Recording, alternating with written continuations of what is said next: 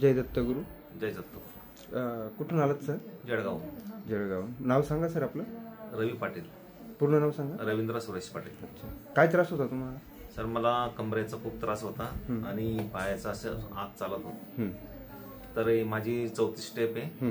तर जवळपास मला 70% 60 ते 70% फरक आरामशीर पडलेला आहे. अच्छा. तर दवाखाने काय केले त्याच्या आधी सर? दवाखाने भरपूर काय केले. मेडिसिन पण भरपूर खाल्ली? भरपूर. काय फरक झाला?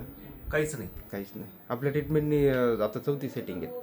भरपूर म्हणजे 60 ते 70% आरामशीर मला फरक म्हणजे असं पडलेला आहे चालताना वगैरे चालत. पहिलं चालणं कसं होतं सरांना? काय त्रास होता? त्यांना पायाशी फेकत होते. पाय फेकून चालायचे आणि वेदना व्हायची. आणि असं घाम पण यायचं त्यांना. थोडं चालायचे म्हणजे त्यांना घाम पण यायचा, त्रास व्हायचा. ठीक आहे. तर तुमच्या जळगावच्या पेशंटला काय सांगू इच्छिता?